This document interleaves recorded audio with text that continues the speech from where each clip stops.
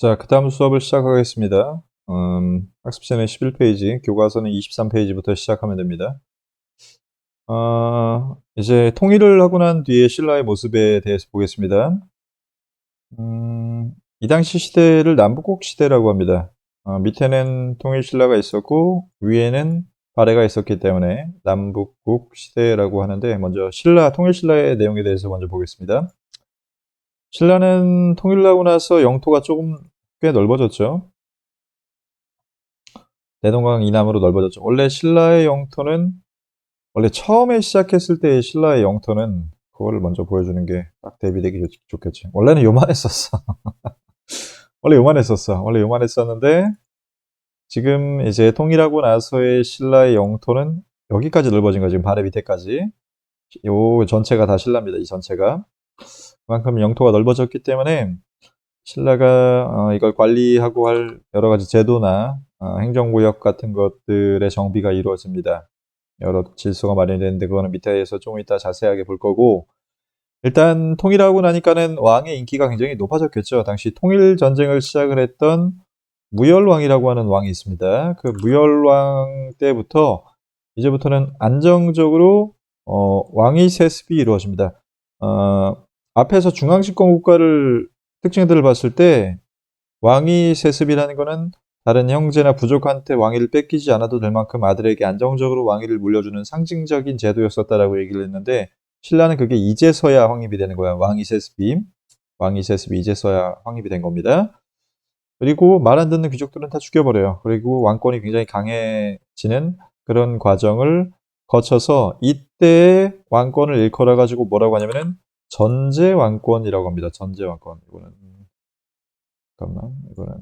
형광 펜치를 해야 됩니다. 전제 왕권. 이때 이제 통일 직후의 왕권, 신라의 왕권을 일컬어서 전제 왕권인데, 이 전제 왕권의 뜻은 저거 다 모든 것을 오로지 전자에 압제할 제자야. 제압하다 할 때 그 제자. 그러니까 모든 것을 다 제압할 정도의 왕권이라는 거야. 만약에 왕이 뭐 하려고 하는데 신하가 저는 아니되옵니다 라고 하면은 무조건적으로 제압할 수 있을 정도의 왕권을 전제 왕권이라고 합니다. 나중에 조선시대 가면 왕권이 좀 약해져요. 오히려 그때는 왕이 뭐 하려고 하면 신하들이 저는 아니되옵니다 하면서 막 상소문 올리고 벌떼같이 들고 일어나서 왕이 못하는 경우들이 많았었거든. 이때는 그냥 왕이 하고 싶으면 지 맘대로 다 할 수 있었다는 거야, 거의. 그러한 왕권을 일컬어서 전제 왕권이라고 하고, 이 정도로 신라 통일 직후의 왕권이 강해졌었다라고 알아두면 됩니다. 전제 왕권의 대표적인 국왕들 이름이 여기 나옵니다. 무열왕. 이 사람은 처음으로 통일 전쟁을 시작을 했던 사람이고, 나당 동맹을 처음으로 당나라에 가서 맺었던 김춘추야, 이 사람이 김춘추. 그래서 최초의 진골 귀족 출신 왕으로서 그 이전에 있었던 성골이라고 하는 왕족이 신라에서 이때부터 끊기게 됩니다. 그리고 진골 출신이 그 아래 귀족이었던 진골 출신들이 왕을 하기 시작을 합니다. 그 다음에 문무왕은 매소성 기벌포 전투에서 삼국 통일을 이겨가지고 이제 삼국 통일을 완성하는 왕이라고 볼 수 있습니다. 매소성 기벌포 전투에서 승리를 했었다.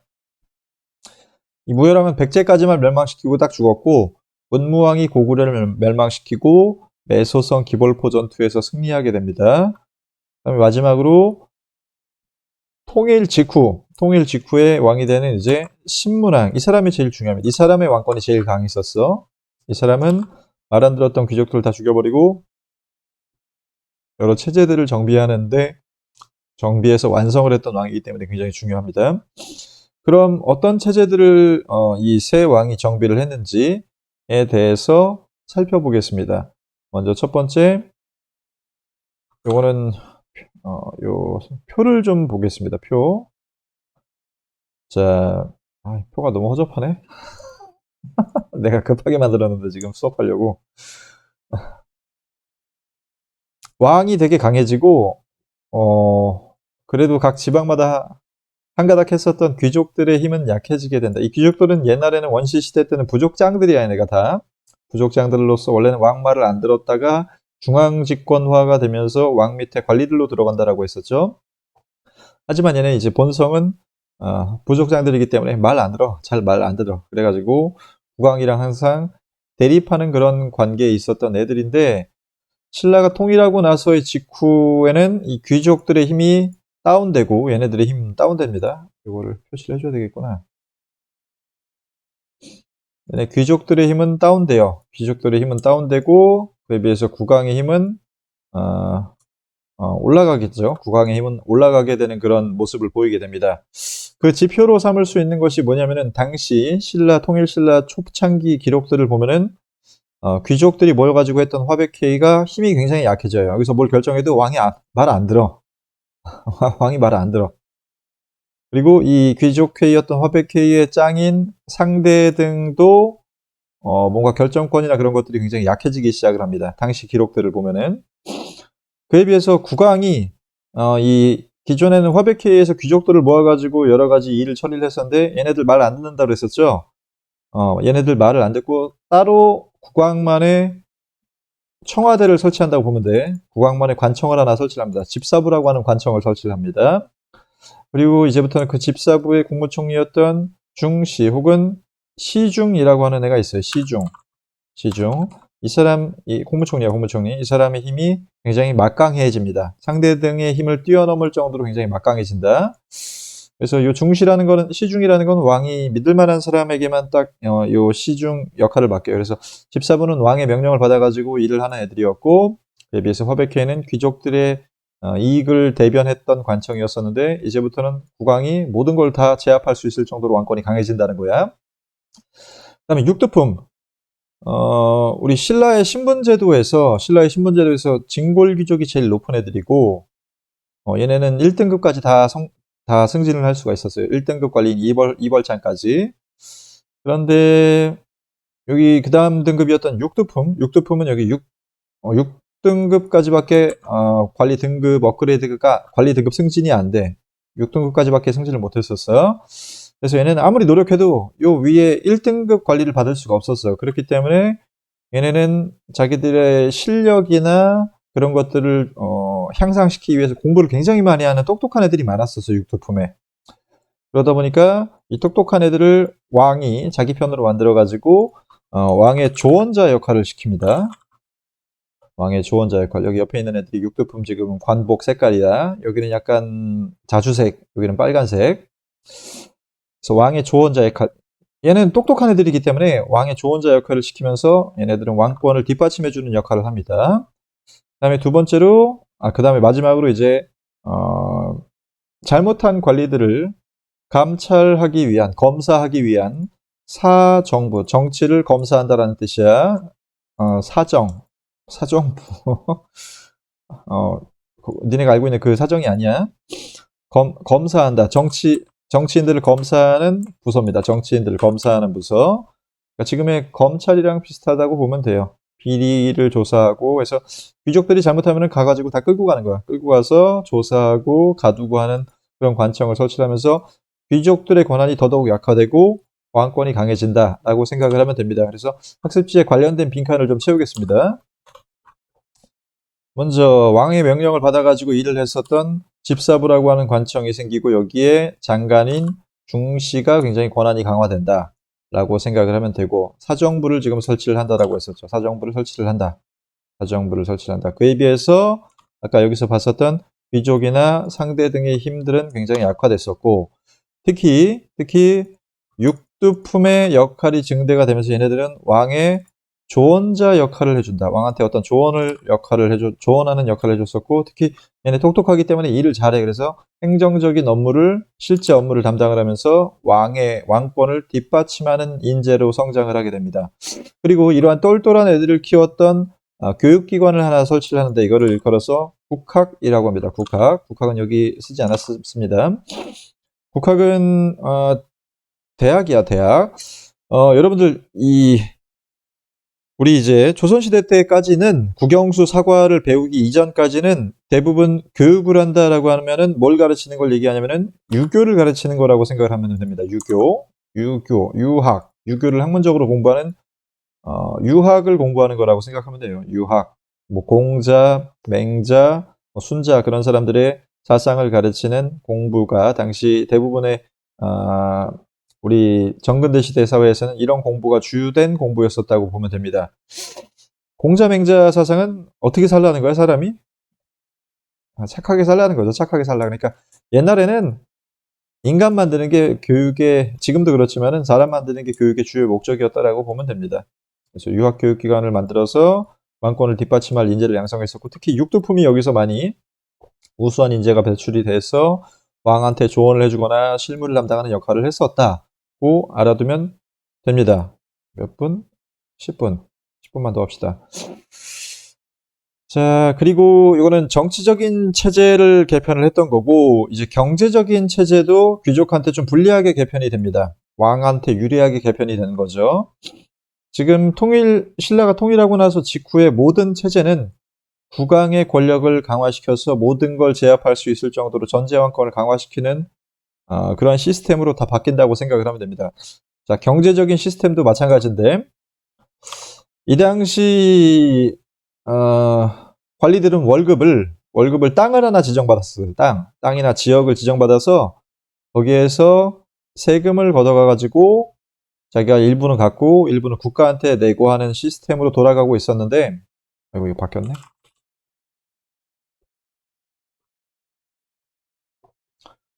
원래는 통일 이전에는 노급이라고 하는 땅을 줬었습니다. 국가가.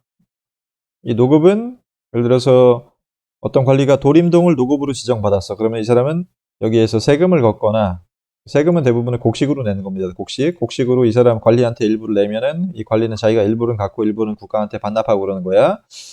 근데 노급이 괜찮았던 게 뭐냐면은 여기 지역에 있는 사람들을 데려다가 일을 시킬 수가 있었어요. 노동력을 마음대로 거둘 수가 있었습니다.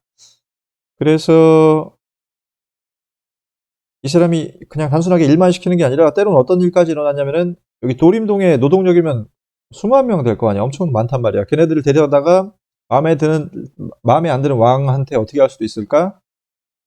반란을 터뜨릴 수도 있어요. 얘네 귀족하고 왕은 항상 대립 관계라고 생각을 하면 됩니다. 그래서 반란을 일으킬 수도 있기 때문에 이 노급이라고 하는 거를 그냥 신문왕을 중심으로 해서 전제왕권이 강화되는 왕들은 이 노급을 그냥 폐지시켜 버립니다. 근데 그냥 폐지시키기는 어렵죠. 여기 원래 이제 관리들한테 월급으로 줬던 거란 말이야. 그래서 그냥 폐지시키지는 않고 대신 관료전이라고 하는 땅을 줘요. 여기는 조세만 거둘 수 있게 지정을 해놨던 땅이야. 그래서 일단 이 관료전을 먼저 주고 나서 그 다음에 노급을 좀 잠잠할 때 노급을 폐지시켜 버립니다. 그렇게 하면은 노동력을 못 거두니까 반란을 못 터뜨리잖아, 그렇죠? 그래서 관료전을 지급을 하고 노급은 폐지했다. 이 노급은 굉장히 중요한 내용입니다. 수능 문제에서 거의 한 4, 5년간 노급만 답이었어, 계속. 노급만 답이었어. 노급, 신문왕, 이 두 개가 답이었었어, 계속. 이 두 개 굉장히 중요하니까 잘 기억하세요. 신문왕, 노급 폐지가 중요하니까 잘 기억하고. 그 다음에 왕권 강화와 관련되는 전제 왕권 강화와 관련되는 내용들을 몇 개 더 체크를 하겠습니다. 첫 번째는 그러니까 통일 직후에 왕권이 강화되는 과정에서 여러 가지 바뀌게 되는 신라의 제도들이야. 첫 번째는 구주오소경.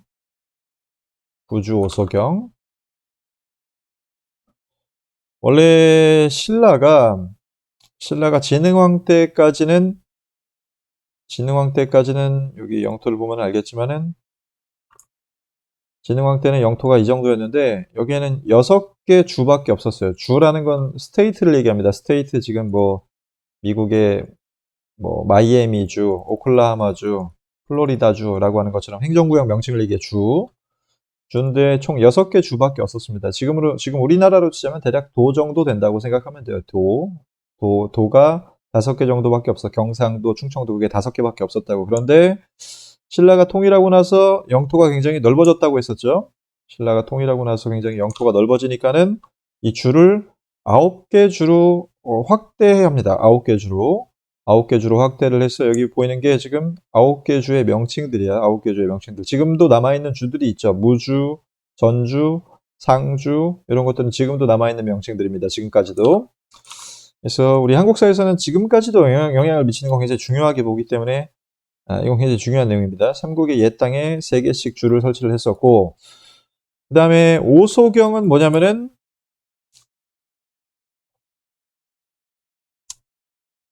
작을 소에 서울경자야, 서울경자. 그래서 조그마한 미니 수도, 광역시 같은 걸 얘기하는 거예요, 광역시.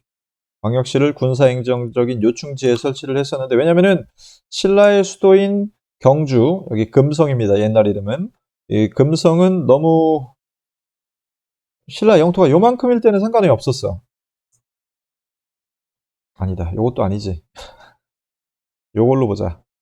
신라 영토가 요만큼일 때는 여기 이쪽에 붙어 있어도 금성이 상관없었어. 맨 처음 이제 수도가 금성, 여기 1000년 동안 수도였었던 거야. 그래서 여기가 수도가 여기 조그맣게 붙어 있어도 상관이 없었는데, 영토가 이렇게 넓어지고, 진흥왕 때 이렇게 넓어지고, 통일하고 나서는 이만큼 넓어지니까는 수도의 위치가 지금 여기가 너무 어때요, 지금? 수도 위치상으로 너무 구석탱이 처박혀 있죠? 그렇기 때문에 이 수도를 보완할 만한 광역시로서 총 5개의 미니 수도를 설치를 한 게 금관경, 남원경 해가지고 총 5소경입니다. 5소경. 5개의 미니 수도입니다. 미니 수도. 그래서 수도가 동남쪽으로 치우친 것을 보완하고 균형 발전, 지방을 균형 발전시키기 위해서, 우리 지금 인천시만 아니라 광역시들이 지방에 뭐 광주광역시, 대전광역시, 뭐 대구광역시, 부산광역시 그렇게 있죠. 지방의 균형적인 발전을 위해서 광역시를 설치했었다라고 보면 됩니다. 이게 다 왕권 강화 과정에서, 요 통일 직후 왕권 강화 과정에서 바뀐 제도들이야. 그다음에 국가적인 통합, 고구려 백제들이 이제 신라 백성들이 됐단 말이야, 완전히. 그렇기 때문에 얘네들 처음에는 백제 왕한테 막 술 따르고 그렇게 시켰다 그랬었죠. 아무 의미 없이 사람들 죽이고. 그래서 백제가 반란을 일으키는 걸 보고서 아, 쟤네를 진짜로 통일하기 위해선 잘해줘야 되는구나라고 해가지고 옛날 지배층들한테는 관등을 줘요. 관리를 시켜줍니다. 관리를 시켜줬다기보다 그냥 뭐라고 해야 돼? 명예직만 줍니다. 관리 등급만 부여합니다. 등급만. 실제로 직책을 주진 않았어요. 이 일을 시키진 않았었습니다. 근데 이거보다 더 중요한 거는 중앙군대라는 건 이제 수도 방위군, 서울 방위군입니다. 서울 방위군. 당시로선 경주 방위군을 얘기하죠. 경주 방위군인 9개의 군대가 있었는데 이 9개인 구서당에 고구려인들과 백제인들과 말갈인들을 다 포함시킵니다. 말갈인들은 얘네 고구려 백성이기도 했었어. 말갈은 그 북쪽의 유목민족 중에 하나인데 고구려 백성이기도 했었습니다. 얘네가. 그래서 얘네들을 다 포함시킵니다. 구서당에. 이게 의미하는 게 뭐냐? 자기네가 멸망시킨 나라 애들을 수도 방위군에 포함시키고 무기를 줬다는 거야. 이게 얼마나 대단한 거냐면은 지금 우리가 북한을 만약에 점령했어. 북한을 점령을 했으면은 니네 북한 애들한테 무기 줄 수 있어, 없어? 걔네 무기 주면 어떻게 할까, 걔네가? 무기 주면 우리 다 쏴버리겠지? 근데 얘네가 지금 구서당이라고 하는 군대를 만들고서 얘네를 다 포용시키고 통합시켜가지고 하나의 군대로 만든 겁니다. 하나의 신라 군인으로 만든 거야. 이 당시 군대 체계를 보면은 여기 얘네 고구려 사람이야. 얘네 고구려 사람, 말갈개도 고구려 사람, 얘네도 고구려 사람. 그래서 고구려계가 한 4개 정도 있었고 비금서당, 녹금서당, 백제 사람들은 백금서당이라는 걸 만들어서 총 9개 서당이라고 하는 군대가 있었습니다. 그래서 옛날에는 적이었지만 지금 이제 우리 편으로 다 끌어들인 거라고 생각을 하면 됩니다.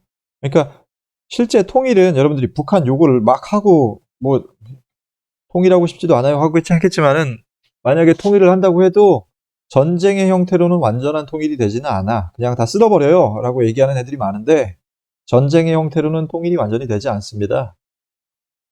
우리 편으로 만들어야지 진짜 통일이 되는 거야. 우리 편으로 만들어야지.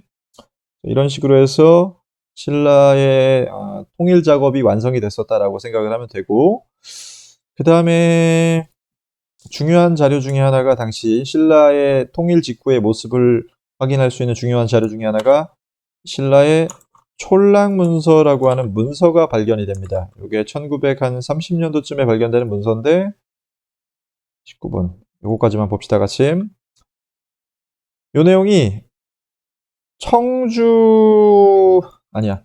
요 내용이 1933년에 일본에서 발견된 건데 일본 놈들이 훔쳐간 것 같아요. 어쨌든 그거는 중요하지 않고 당시 이 문서에 뭐라고 적혀 있냐면은 당시 서원경 아까 오소경 있었죠. 오소경 중에서 서원경인 청주 부근의 4개의 촌락에 대해서 조사를 했던 문서인데 그냥 이거는 문서를 직접 보는 게 낫습니다. 보세요.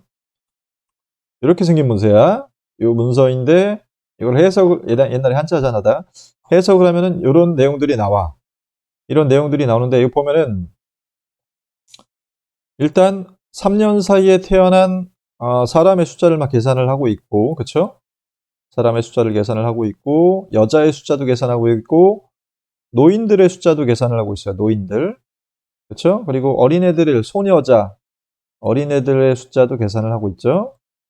심지어 노비도 계산하고 있어. 이거 사람 숫자를 이렇게 쭉 계산을 했던 이유는, 국가가 이걸 계산을 했던 이유는 뭐 때문일까? 국가가 사람이 여기에 몇 명인지 몇 명인지 몇 명인지 돌림동에 남자들 몇 명인지 노인들 몇 명인지 조사해. 특히 남자를 막 조사해. 그러면은 걔네들 다 어디 보내버리려고 그러는 거야, 나중에. 그렇죠. 군대 보내는 거예요. 그러니까 즉 노동력을 수치하기 위해서 요 문서를 만들었다고 볼 수 있죠. 그리고 계속 보면은 3년간 여기 3년간 이라는 내용을 보면은 이 문서는 몇 년마다 만들어졌다? 그렇죠. 3년마다 만들어졌다. 그다음에 말도 조사를 하고 소도 조사를 하고 여기 특히 논의 면적을 조사를 했었습니다. 논의 면적, 밭의 면적들을 조사를 하는 모습이 보이는데 이거는 아까도 얘기했지만 어떤 지역의 그 땅에서 조세를 거두기 위한 거죠. 조세를 거두기 위한 거, 조세를 거두기 위한 것들. 이다. 그래서 이 문서를 보면은 우리가 알 수 있는 것은 뭐냐면은 백성들의 노동력과 생산 자원을 철저히 관리를 해서 인구 그리고 가구가 몇 개 집인지 몇 호인지 조사하고 토지도 조사했고 아까 말도 조사했었죠. 소나 말 그리고 나무 수까지 조사를 해가지고 그 쉽게 얘기해서 뭘 걷기 위한 거다? 세금을 걷기 위한 거다라고 알고 있으면 됩니다. 이거 3년마다 작성을 했었다. 여기 다 형광펜이네. 미안하다. 이거 다 외워야 돼. 미안. 이거 다 외워야 돼요. 내가 근데 모든 걸 다 형광펜 쳐주지는 않잖아. 그렇죠? 이거 다 외워야 됩니다. 시험 문제에서 중요한 키워드 중에 하나입니다. 그래서 오늘은 통일신라 초창기 내용까지 봤고, 그 다음은 신라가 이제 어떻게 완전히 망하게 되는지까지를 봅시다.